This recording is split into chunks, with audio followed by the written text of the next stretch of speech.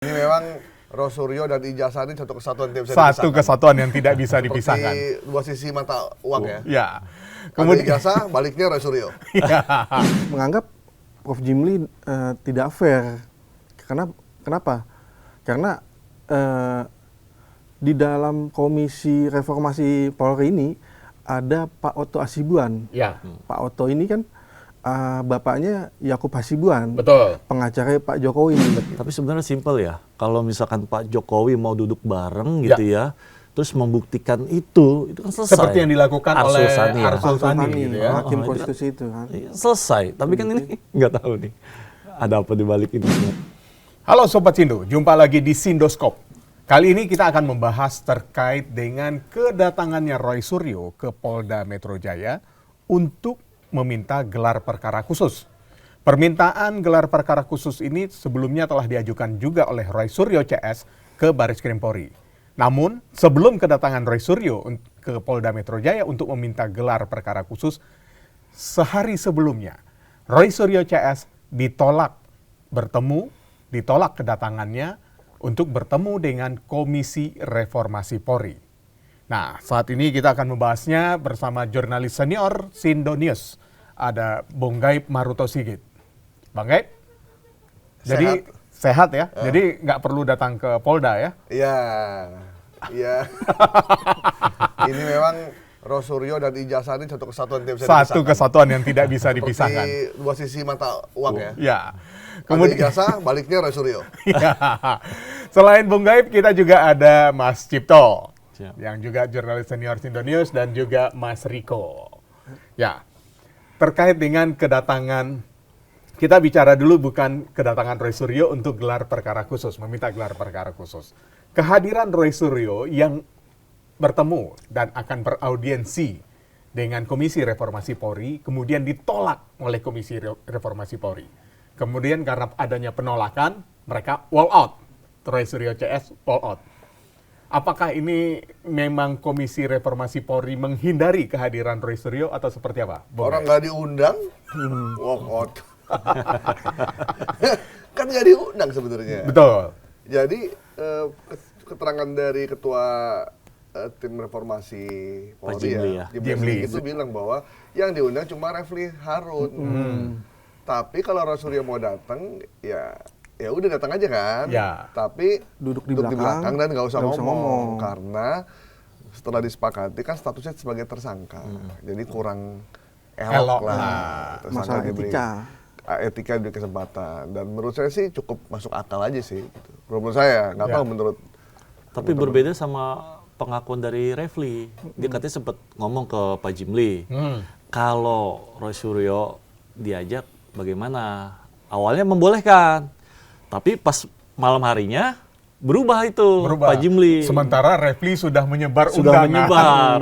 Ada belasan orang ya. Iya. Nah, ketika terjadi penolakan itu, Refli nggak memberitahukan ke Roy Suryo. Roy Suryo. Jadi tetap berjalan Diajak tuh, aja tuh. sampailah. Karena Refli Harun menganggap nggak perlu diberitahu Roy Suryo RRT ini, Roy Ya. Suryo Rismon dan Risma. Karena ini kan mau ngadu kan, Ya. Jadi nggak usah dia kasih tahu. Pas di dalam itu dikasih pilihan, boleh masuk Tapi duduk di belakang. Nah, tapi Rismon menganggap Prof. Jimli tidak fair. Kenapa? Karena di dalam Komisi Reformasi Polri ini ada Pak Otto Hasibuan. Ya, Pak Otto ini kan bapaknya Yakub Hasibuan, betul. pengacara Pak Jokowi. Betul. Nah itu. Membuka luka lama dong. Ini kayaknya ada luka lama di kasus Cyanida nih. Jessica Wongso. Iya, karena pada saat kasus Jessica Wongso, Otto Hasibuan ini adalah kuasa hukumnya Jessica. Dan pada saat itu di persidangan, pihak dari Polri dan Kejaksaan menghadirkan saksi ahli forensiknya Rismon Sianipar sebagai saksi ahli forensik yang membaca CCTV pergerakan Jessica, yang mana memperkuat bahwa Jessica lah yang melakukan pembunuhan terhadap Mirna Salihin. Jadi ini ada story ke belakangnya ya, Bang. Ternyata banyak yang orang nggak tahu, ternyata Rismond itu memang pakar telematika beneran loh dia. Telematika beneran. Iya, dia pakar forensik beneran dia, karena banyak juga orang yang nggak percaya emang pakar kok begitu ya. Ya. Tapi ternyata emang dia pakar ya. Karena gayanya mungkin ya. Mungkin karena gayanya ya, buktinya dipakai sama polisi kan. Sekarang berurusan sama polisi. Dan sekarang bahkan ada yang mempertanyakan terkait Rismond juga kelulusannya dia dari mana, ijazahnya dari mana gitu. Oh, gitu Ini ya? dikait-kaitkan dengan Rismond membongkar ijazahnya Jokowi. Oh. Nah, kalau menurut saya sebagai seorang forensik, kayaknya nggak perlu deh mau lulusan dari universitas mana. Karena kan untuk sebagai seorang forensik kan hanya dibutuhkan sertifikasi. Iya, iya. Itu kan hanya sertifikasi keahlian kan. Mas Roy Suryo juga sebenarnya bukan jurusannya ini. Pakar telematika. Bukan Iya, telematika iya. juga. Itu jangan-jangan pengalian isu aja itu. Oh, pengalian itu. Biar nggak fokus ke kasus utamanya. Nah, dengan penolakan ini nggak jadi curhat dong ya sebenarnya. Nggak jadi. Karena kalau dilihat pada saat akan hadir di pertemuan dengan Komisi Reformasi Polri, RRT ini, Roy Suryo, Rismond, dan Tifa, itu sudah membawa banyak dokumen sekali ya. Kayak semacam ingin curhat ke Komisi Reformasi Polri, dan inilah yang perlu dilakukan perbaikan terhadap Polri. Tapi kemudian ditolak oleh Pak Jimli kehadirannya. Boleh masuk tapi duduk di belakang, tidak boleh bicara. Nah, apa implikasinya? Kan kemudian digaungkan, ya kalau gitu nggak fair dong. Komisi Reformasi Polri tidak mau menerima masukan dari masyarakat. Sebenarnya wajar nggak sih penolakan ini? Memang ketika tim ini dibentuk, ada harapan, ada juga yang pesimis ya. Karena orang luarnya cuma dua, Pak Jimli dan Pak Mahfud. Sisanya polisi atau mantan Kapolri. Sama wakil menteri hukum ya. Iya. Terus apa yang diharapkan dari reformasi model seperti ini? Nah, cuma karena orang memandang Pak Mahfud dan Pak Jimli sebagai senior yang masih punya idealisme, jadi harapannya tinggi. Nah, ketika dihadapkan dengan situasi Roy Suryo CS ini, diujilah tuh keberanian dari Pak Jimli dan Pak Mahfud sebenarnya. Berani nggak memang mungkin agak melanggar etika ya. Cuman kan mesti ada terobosan. Ingat nggak ketika Pak Mahfud memperdengarkan di sidang MK suara rekaman Hanggodo ya? Ya. Yang kasus apa itu? Belum lahir kayak kamu ya? Anggoro itu ya. Ya Anggoro itu. Di kasus Kementerian Kehutanan. Itu kan belum pernah ada dalam sejarah MK memperdengarkan suara satu kasus di sidang MK, tapi dia berani melakukan itu.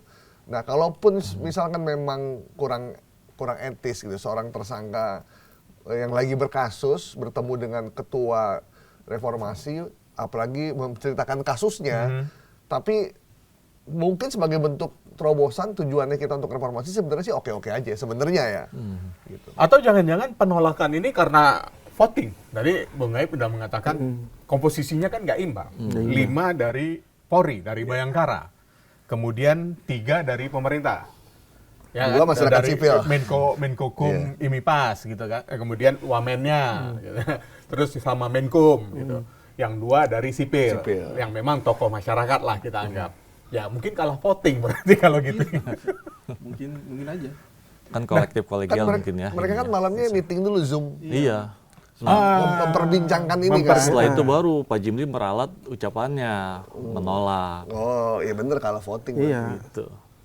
Jadi itu mungkin karena ada pertemuan tersendiri dari Komisi Reformasi Internal Polri, mereka. akhirnya Berubah. itu berubah.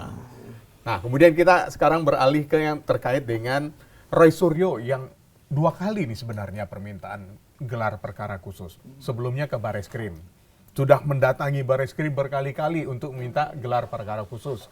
Pada saat itu sebelum statusnya tersangka. Sekarang dengan status tersangka mendatangi Polda untuk mengajukan gelar perkara khusus.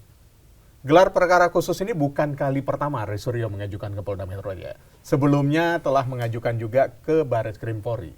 Sebenarnya apa sih yang dicari oleh Roy Suryo kalau menurut pandangan Mas Riko? Ya, mereka ingin keadilan pastinya kan, karena RRT ini, Rismond, Roy Suryo, dan Dr. Tifa ini mengklaim bahwa mereka tidak melakukan mengedit. Di mana tuduhan dari Polda itu kan salah satunya kan pasal 35 Undang-Undang ITE mengedit. Yang dilakukan mereka ini versinya Roy Suryo itu cuma menggunakan aplikasi ELA dengan artificial intelligence, mencocokkan foto yang di ijazah yang ada beredar itu di Barreskrim atau yang pernah pertama kali itu yang diunggah oleh Dian Sandi. Dian Sandi itu dicocokkan sama dia.